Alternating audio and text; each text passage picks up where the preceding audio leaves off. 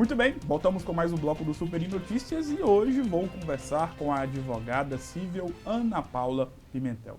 Doutora Ana Paula, muito obrigado por ter aceitado o convite. É uma honra e um prazer ter você aqui conosco. Eu que agradeço o convite, né? E vamos aqui poder tentar ajudar, Claro. né, um pouquinho nos contratos, Sim. né, igual você falou.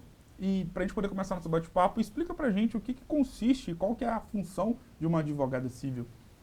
Civil, por exemplo, o civil, ele é muito abrangente, essa Sim. área, né? Resumidamente, tudo que envolve uma pessoa, tanto física ou jurídica, é enquadrada no direito civil. Sim. Por exemplo, a pessoa tem a capacidade civil para casar, para divorciar, um testamento, essa pessoa física, né? Agora, a pessoa jurídica, contratos, Sim. em geral, né? Tudo que envolve a pessoa, tanto física ou jurídica, vamos dizer assim, né, de forma bem simples, que está no direito civil. E dentro do direito civil, quais são os outros nichos que estão alocados dentro dessa área? Direito empresarial, quais são os outros? São diversos. São diversos. Vamos tentar aqui... Lembrar os principais. Lembrar, Podemos colocar assim. Por exemplo, tem o empresarial, tem o de família, está dentro do direito civil, responsabilidade civil também. Nossa, direito civil é muita coisa, né? É o mais extenso. Até para a gente poder entrar na questão dos contratos.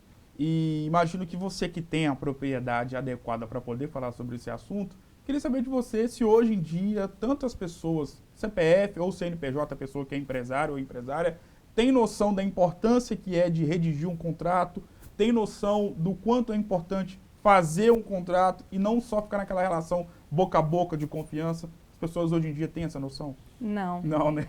Igual eu estava te Pela falando. sua cara eu já vi não. Igual eu estava te falando um pouco antes, na quarta-feira, né? Eu tive numa estética bem conceituada e cheguei lá, estava elogiando o estabelecimento, como que tinha ficado.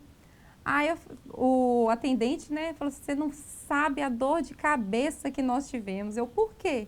Não, porque a gente contratou uma empresa para fazer a reforma e eles simplesmente sumiram. Aí eu, mas e o contrato? Não fizemos. Eu falei, como assim, gente? Vocês não fizeram o contrato? Então, infelizmente, muita gente ainda não adota esse procedimento que é extremamente importante, né, hoje em dia. E o porquê que ele é importante? Porque, por exemplo, nesse caso específico que você acabou de citar, o contrato, se ele tivesse sido feito, redigido, tudo bonitinho, tudo certinho, poderia ser uma forma muito importante de poder acionar a justiça, ó, fiz o contrato, era isso, era aquilo, e isso não foi acordado, a empresa sumiu. Tá aí a importância, um dos pontos importantes de um contrato bem feito. Sim, por exemplo, o contrato, ele protege, dependendo, né, são vários tipos de contratos que existem hoje em dia, tanto de compra e venda, locação, prestação de serviço.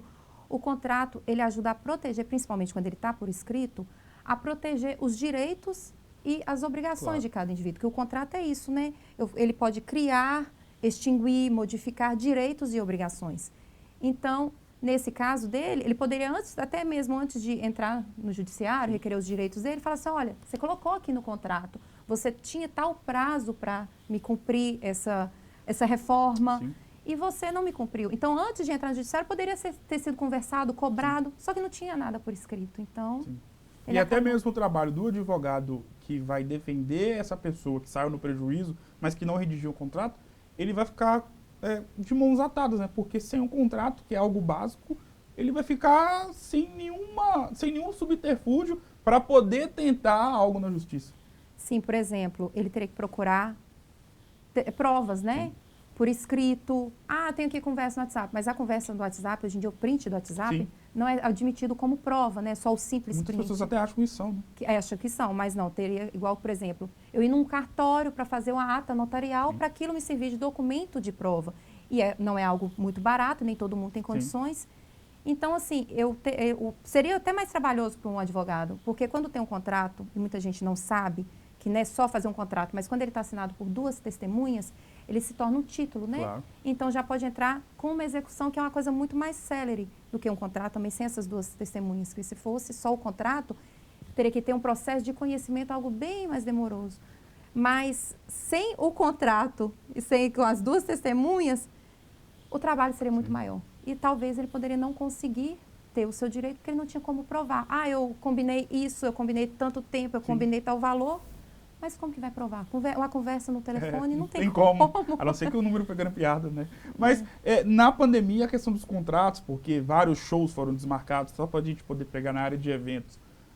Enfim, são vários nichos que foram afetados e nichos esses que o contrato é algo extremamente importante. Como é que foi para você que atua nessa área diretamente? De fato, houve vários problemas relacionados à questão do não cumprimento do contrato? Não, até que as empresas aqui em Valadares, elas foram muito... Acho que de todos, pelo que eu acompanhei, sim, de ambos os lados teve muito bom senso, né? E vários casos, né, quando é uma empresa mais séria, sim, já tem um contrato, então, olha, tem aqueles casos, por exemplo, de dissolução de contrato, e como a pandemia foi algo muito inesperado, muito agressivo, muito né? agressivo, então os dois lados se viram fragilizados, claro, tanto de quem contratou, por exemplo, um casamento, tanto quem contratou a empresa, como quem foi contratado, sim, um precisava do outro. Então teve muito caso de prorrogação, de alteração de data. Diálogo entre as Sim, duas partes ali, boca a boca ali mesmo. Sim. E tal. Então, aquelas pessoas que realmente não quiseram remarcar, aí tinha no contrato que, caso de desistência, teria aquela multa, né? Sim. Que não ia restituir parte do dinheiro e tudo mais. Então, ali foi resolvido tranquilamente. Então, nessa ramificação não teve tanto problema, porque teve muita compreensão de ambas, sim, as partes. Doutora, desde já agradeço a sua participação, fica aqui, já estou falando aqui no ar, que eu vou te convidar mais vezes para você poder vir aqui, pode que é um assunto muito espinhoso e muito importante. Então, a dica que você dá é na questão talvez principal do que nós abordamos aqui, que é a questão de que nunca ficar no acordo boca a boca, no acordo da confiança.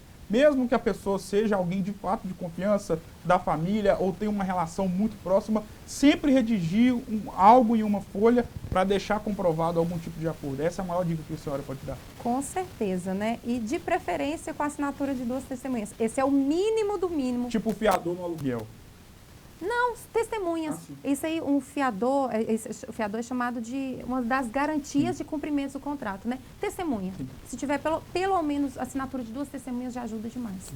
Doutora Ana Paula, muito obrigado por ter aceitado o convite. Foi uma honra ter você aqui. Pode ter certeza que você estará aqui daqui a 1 mês, 2 meses, enfim, vou fazer questão de chamar para a gente poder falar um pouquinho mais, não só sobre essa questão de contratos, que nós já deixamos um tanto quanto clara aqui nesta edição de hoje, mas também, claro, sobre outros assuntos ligados ao direito. Obrigado mais uma vez e as portas estão abertas para você poder voltar mais vezes. Eu que agradeço e pode chamar que a gente vem. Claro.